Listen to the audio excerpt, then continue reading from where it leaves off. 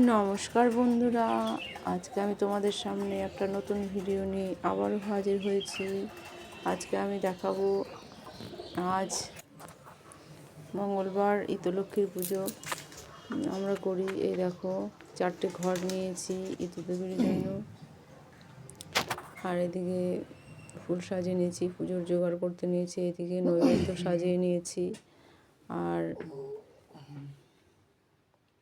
এদিকে ফল জলের মধ্যে দিয়ে রেখেছি, ধুয়ে নেব। ধুয়ে এবার ফলগুলোকে সব জোগাড় করছি। এই দেখো, ঘটে এই আমের পল্লব, কলা দিয়ে দিয়েছি, এদিকে একটু আলপনা দিয়ে দিয়েছি। আর এদিকে যে ঘরের ঠাকুরগুলোকে আমি তোমাদের দেখাচ্ছি, এই যে সরস্বতী পুজো করি আমরা, কিন্তু সরস্বতীটাকে বিসর্জন দিই না। আর এদিকে ঘরের ঠাকুরকে আমি অলরেডি ফুল দিয়ে সাজিয়ে নিয়েছি, আর এদিকে পুজোও করে নিয়েছি, ঘরের ঠাকুরকে পুজো করে নিয়েছি।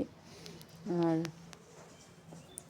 দেখো, আর এদিকে আমরা তো ইতলক্ষ্মী পুজোটাকে বাইরে করি, ঘরের মধ্যে করি না। যদি ঘরের পুজোটা সেরে নিয়েছি, এবার আমি ছাদের মধ্যে, আমাদের তো উঠোন নেই, ওই জন্য ছাদের মধ্যেই পুজোটা করি।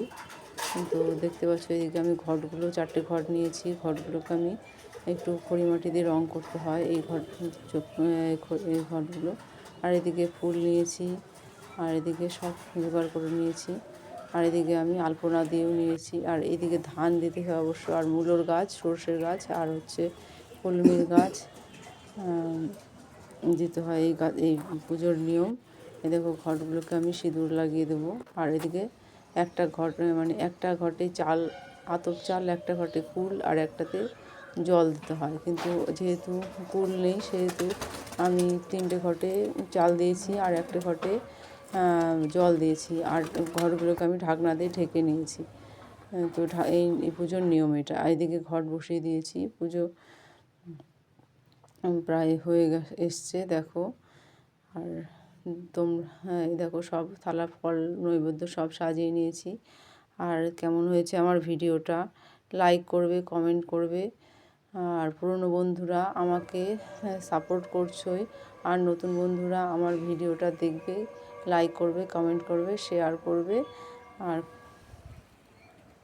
দেখতে পাচ্ছ, আর এদিকে আমাদের নিয়ম হচ্ছে একটা কলমির গাছ, আর হচ্ছে সর্ষের গাছ, আর সে একটা শিল, মানে পাথর দিতে হয়, আর রূপো আর সোনা ভেজানো দিতে হয়, যে ওই পুজোটাকে ওটা বুকে ছোঁয়াতে হয়, নিয়মগুলো। তো একটা আমি চুড়ি দিয়েছি, আর ছেলের হাতের ব্রেসলেটটা ছিল, ওটা আমি দিয়ে দিয়েছি। এদিকে দেখো, পুজো প্রায় হয়ে গেছে। ভালো থেকো, সুস্থ থেকো, যাচ্ছি, টাটা। আবার আসবো পরের ভিডিও নিয়ে।